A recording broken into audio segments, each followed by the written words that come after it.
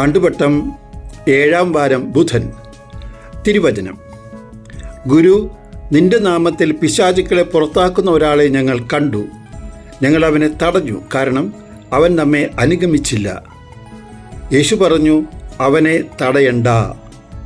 മാർക്കോസിൻ്റെ സുവിശേഷം 9-ാം അധ്യായം 38-ഉം 39-ഉം തിരുവചനങ്ങൾ.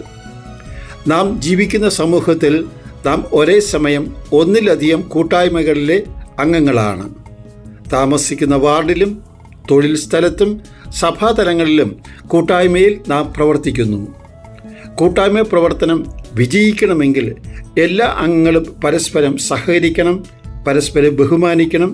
എനിക്കില്ലാത്ത കഴിവുകൾ മറ്റുള്ളവർക്ക് ദൈവം കൊടുത്തു എന്നതിനാൽ നാം കഴിവുള്ളവരെ അംഗീകരിക്കുവാനും ആദരിക്കുവാനും തയ്യാറാകണം. എന്നിൽ സ്വാർത്ഥത ശക്തിപ്പെട്ടാൽ നാം കഴിവുള്ളവരെ അംഗീകരിക്കുകയില്ല. അവരെ എൻ്റെ ശത്രുവായി ചിലപ്പോൾ കാണും.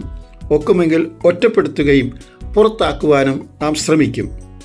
ഇന്നത്തെ സുവിശേഷത്തിൽ ശിഷ്യന്മാർ പിശാചിനെ പുറത്താക്കിയ ഒരുവനെ ഒറ്റപ്പെടുത്തി പുറത്താക്കുവാൻ യേശുവിനോട് തന്നെ ആവശ്യപ്പെടുകയാണ്.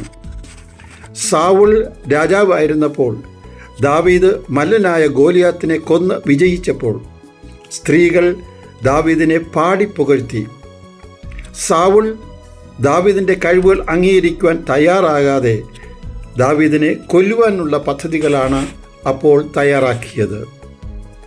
ഈ ഒരു ബലഹീനത സാവുളിന് മാത്രം ഉള്ളതല്ല, നമുക്കും ഓരോരുത്തർക്കും ഉണ്ട്. എളിമയെന്ന പുണ്യം ഉണ്ടെങ്കിൽ മാത്രമേ കഴിവുള്ളവരെ അംഗീകരിക്കുവാനും ബഹുമാനിക്കുവാനും നമുക്ക് സാധിക്കുകയുള്ളൂ. അതിനാലാണ് വിശുദ്ധ പൗലോസ് ഫിലിപ്പിയക്കാരെ ഇപ്രകാരം ഉപദേശിക്കുന്നത്. 2-ാം അധ്യായം 3-ാം തിരുവചനം: ഓരോരുത്തരും താഴ്മയോടെ മറ്റുള്ളവരെ തങ്ങളെക്കാൾ ശ്രേഷ്ഠരായി കരുതണം.